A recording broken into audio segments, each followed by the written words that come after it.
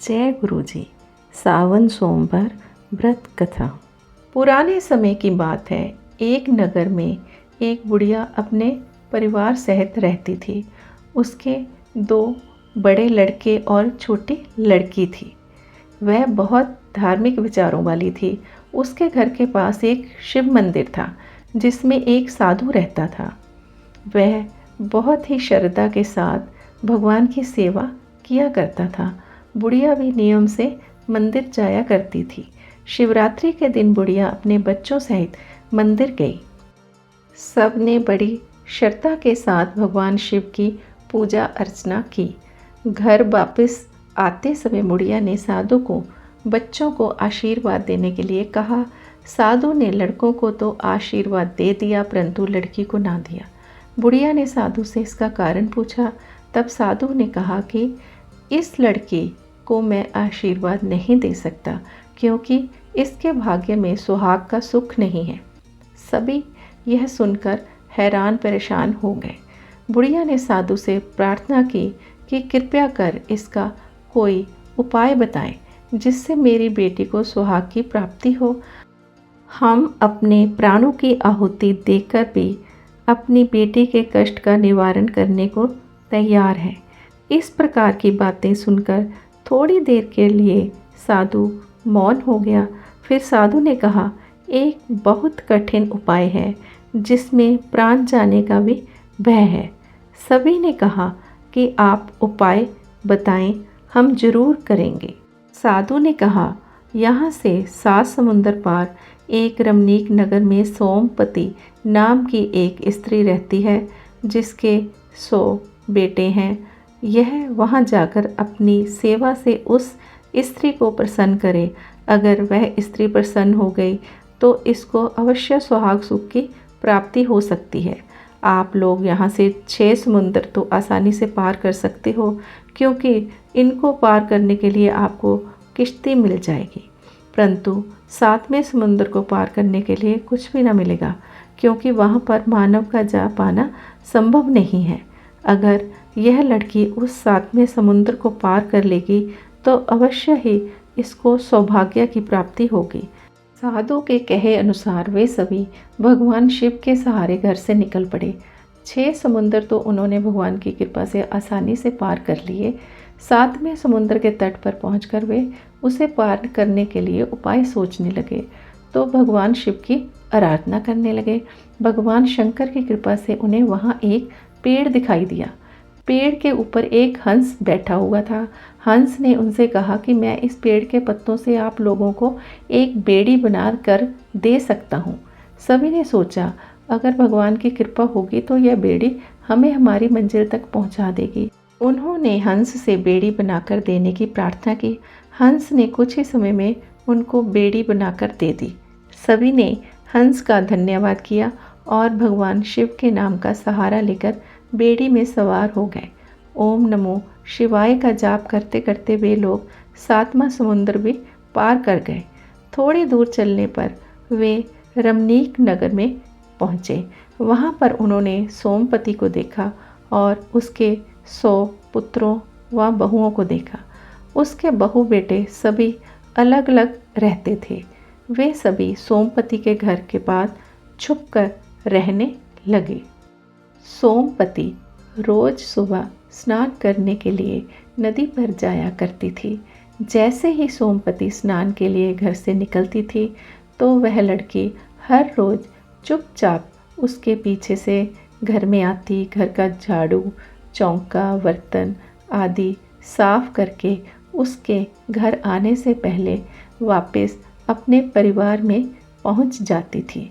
हर रोज जब सोमपति वापस आती तो घर की साफ सफाई देखकर हैरान होकर सोचती कि कौन मेरे पीछे से आता है जो मेरे घर की सफाई, बर्तन आदि साफ कर जाता है। मैं उसको कैसे देखूं? ऐसे ही कई महीने बीत गए। एक दिन किसी कारणवश सोमपति की नींद कुछ देर से खुली, परंतु वह लड़की अपने नियमानुसार उसके घर की साफ सफाई के लिए आ पहुंची, अपना नित्य कार्य करने लगी। सोमपति ने उस लड़की को देखकर पूछा, बेटी तुम कौन हो? यहाँ पर किस लिए आई हो? तुम्हें क्या चाहिए? सोमपति के वचनों को सुनकर लड़की उसी समय उसके चरणों में गिर पड़ी। सोमपति ने नींद में ही उसको आशीर्वाद दिया, बेटी दूधवती पुत्रवती सौभाग्यवती हो। परंतु लड़की ने फिर भी उसके पाँव से सिर ना उठाया।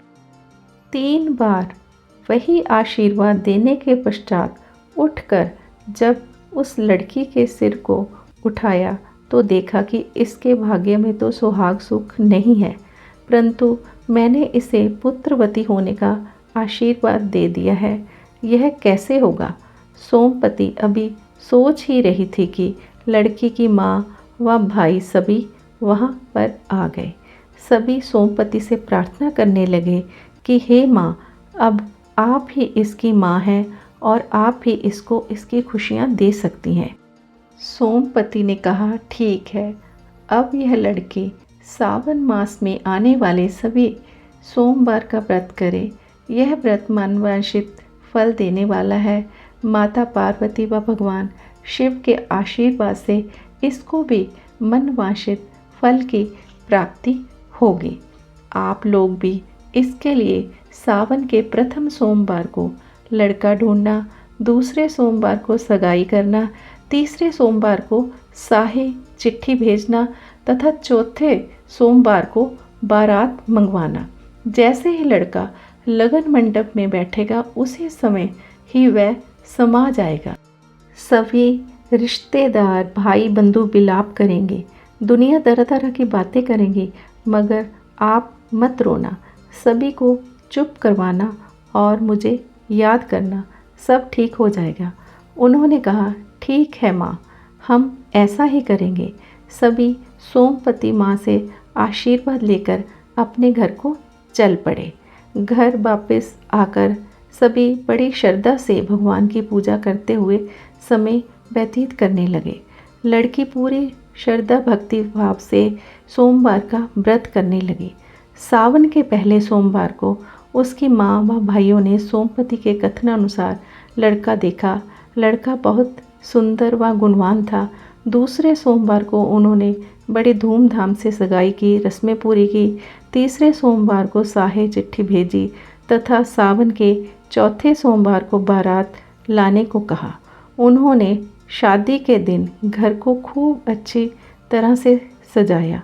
बारात के स्वागत के लिए सजावटी द्वार लगाए, गाजे बाजे का भी खूब प्रबंध किया। निश्चित दिन यानी चौथे सोमवार को निश्चित समय पर बहुत धूमधाम से खुशी में नाचती घूमती बारात उनके द्वार पर पहुंची। सभी ने मिलकर बारात का स्वागत किया, बारात को भोजन वगैरह आदि करवाया, बारात के विश्राम का प्रबंध किया। जब लगन का समय आया तो लड़के को लगन मंडप में बुलाया गया। जैसे ही लड़का लगन मंडप में आसन पर बैठा उसी समय समा गया। लड़के के परिवार के सदस्य व बारात में शामिल सभी बाराती रोने लगे।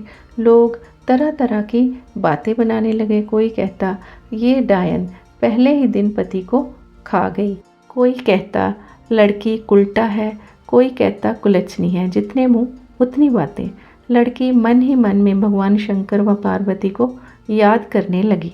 हे भोलेनाथ, मेरी इज्जत रखो, मेरे परिवार की इज्जत को बनाए रखो। हे माँ पार्वती, तुम सुहाग को देने वाली हो, मेरे सुहाग को जिंदा कर दो। लड़की की माँ व भाई परिवार सहित माँ सोमपति को याद करने लगे। वे सभी बारातियों को ढांढस बंधवा रहे थे कि सब कुछ ठीक हो जाएगा। भगवान शंकर की महिमा अपरंपार है। उनकी पुकार माँ सोमपति के कानों तक जा पहुँची। उसी समय माँ सोमपति ने अपनी सभी बहुओं पुत्रों पर जल छिड़क कर उन सभी को सुला दिया। उनके सुलाने के पश्चात वे अपनी पड़ोसन के पास गए और उसको कहने लगे कि कोई भी इनमें से जागे ना और ना ही कोई इनको जगाए। अगर कोई जगाएगा या कोई जाग गया तो वह मर जाएगा। इतना कहकर सोमपति वहाँ से चल पड़ी। सोमपति ने अपने 100 पुत्रों व बहुओं की आयु में से थोड़ी थोड़ी आयु जल के रूप में उस लड़की के सुहाग पर छिड़क कर उसको जीवित कर दिया। लड़के के जीवित होते ही शादी की सभी रस्में पूरी की गई। सभी बहुत प्रसन्न थे। शादी संपन्न होने के पश्चात माँ सोमपति से आशीर्वाद लेकर डोली विदा की गई। उसके बाद माँ सोमपति अपने नगर को चली गई। वह लड़की प्रति वर्ष सावन मास के सोमवार का व्रत करने लगी। व्रत के प्रभाव से उसके परिवार में किसी चीज़ की कमी ना रही। वह खुशी खुशी अपने घर में सुख से जीवन व्यतीत करने लगी। जिस तरह भगवान शिव ने उस लड़की के सुहाग को जिंदा किया, उसी प्रकार भगवान शिव सबका भला करें और सबको मनवांछित फल प्रदान करें। बोल शिव शंकर भगवान की जय।